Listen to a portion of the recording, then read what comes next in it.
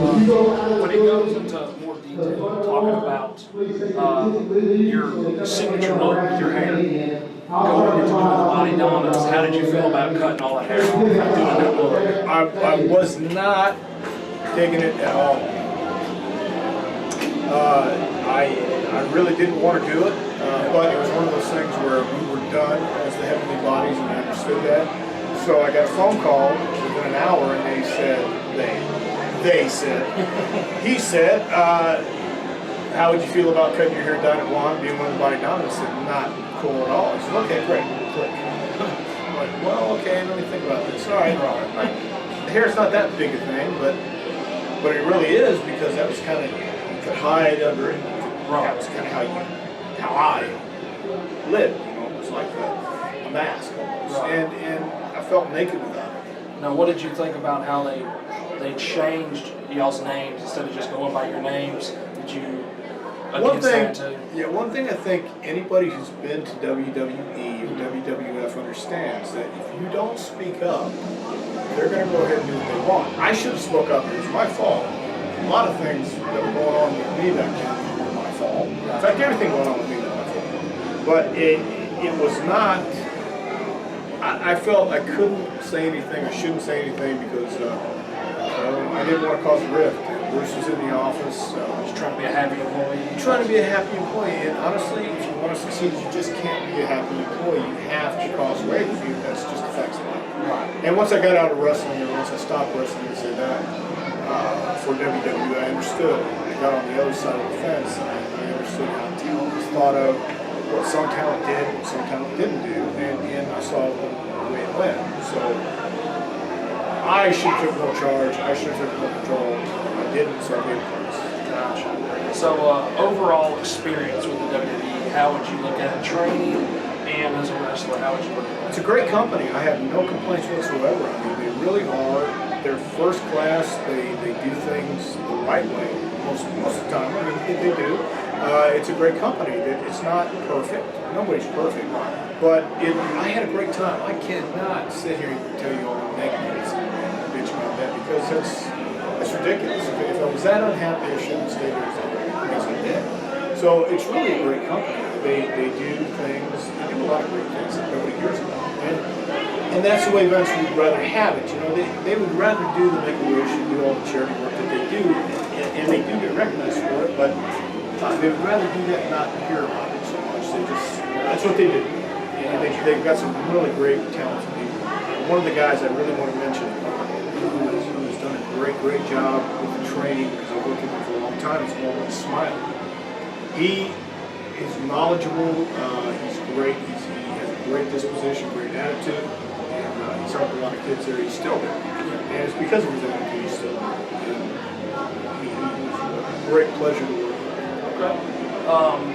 I got one question. Okay. If the WWE called you back to be a trainer for NXT, would you go? Probably, but I think that's highly unlikely. Yeah, no. Hey, you never know. Anything, like I always say, anything can happen in wrestling. Well, you're right, but I pissed off some people. That's not good. No, it's not good, but I think at the time, once again, I'll take full responsibility for calling the boss an asshole. And you just can't do that in the corporate world. But it's really how I was feeling at the time, and I was going through again. There were issues happening, and I could read the writing on the wall. But again, there's circumstances that happened that I wasn't going to change either way. Now, when you were there for quite a while, training The Rock, Kurt Angle, and those type people, and you were there for a very long time, and then you left, and I guess that's when Bill DeMott took over, and then you came back again. Now, was it the same circumstances the first time you left? Did you know somebody got angry with you? Yes. Yes, because again, my loyalty was to the company. But at the same time, sometimes when you see something that you don't agree with and you speak up, that's what I thought I was doing. But it was perceived as otherwise. And the second time was I could see the writing on the wall when things were happening, and I told people around me things are happening. And when you get a new administration, they want their people in anyway. John Laurinaitis hired me. Well, Jim Ross hired me the first time. John Laurinaitis hired me the second time. I was there when JR was there. Laurinaitis took over. Laurinaitis fired me. Laurinaitis hired me back. And then Triple H took over, and the whole system changed. See, they talk about the Performance Center. It would have been great if we had the Performance Center too, but that's not the way the system was set up. The system was set up where it was under Florida Championship Wrestling, Steve Keirn. Now it's under WWE, where everybody is covered under WWE. So it wasn't set up that way there. So Hunter set up this Performance Center, his way of doing things. More power to them. And they're going to succeed because they have great trainers. They do have great trainers. I can't take anything away from them there. But it was set up differently, and that's the guidelines we had to go by. Laurinaitis wasn't the son-in-law, he was the family, so his hands were kind of tied. Keep the budget down, keep the budget where it is. Well, Hunter doesn't have those handcuffs. He can do what he wants, and that's great.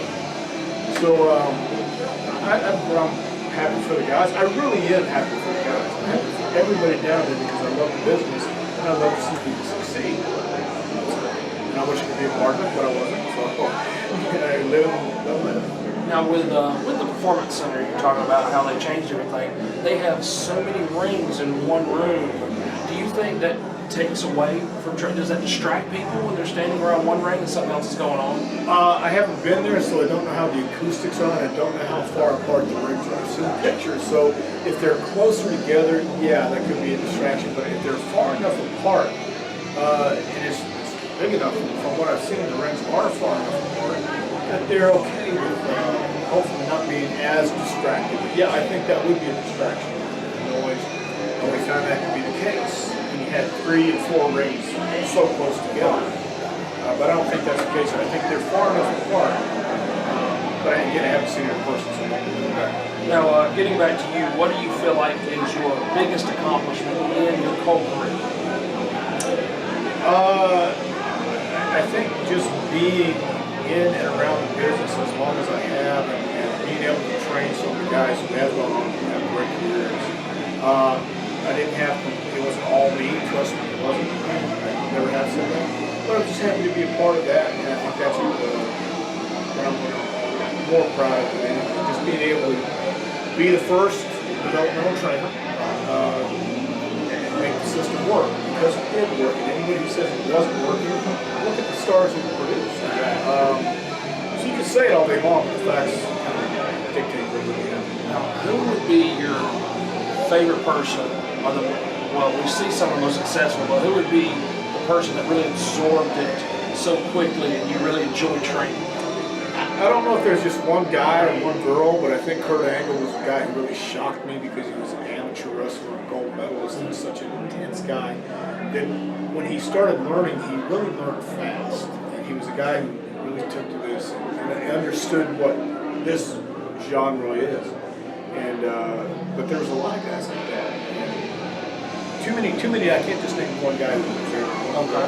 So you trained The Rock. Was he naturally gifted? He just got it right off the bat? Yeah, but Rock had been wrestling a little bit. He came in from Memphis after being there maybe 9 months. He came in summer of '96, August 1996, getting ready for Survivor Series. And he'd already been working for him. He just fine tuned in. And I had some of his first matches on the road for WWE. But he had a gift. You knew you could not, there's no way you can say he's going to be this big star. But he definitely has something. He was a great person, he was a great guy, he was definitely sure of himself. But he had every right to be sure of himself because he was that guy. And what, if any, you may not have any, but if any, what would be a regret or something you wanted to do differently in your career? I sure wouldn't get married the first time. I mean, that pretty much, I wouldn't have got married. I mean, I would have played the game differently because it's one of those things you learn either right off the bat or later on or never at all. I learned a little bit too late about this. This really is a game. It's a business. But life is a business. Life is a game. And it's all about how you play it. I would have played my hand a little bit differently. If I would have only known then what I know now. Right. We can't look back and say, gosh, what if? So, I mean, I think just staying single and going to Atlanta, staying at the Falcons Rest, to do it back then, and I just didn't do it. Okay. And the final question is, when it comes to your legacy, what is one thing you would want everyone to remember about you?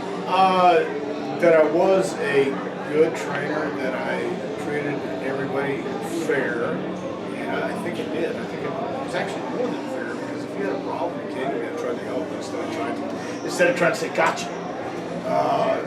And that's what I hope. Just that I did the best I could do and help train people and help me.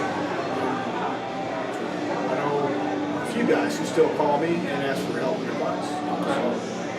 So that's about all I can ask for. Okay. All right. Well, this has been an interview with Tom Prichard, and we just want to thank you for joining us. Well, I want to thank you for letting me join you. It's great.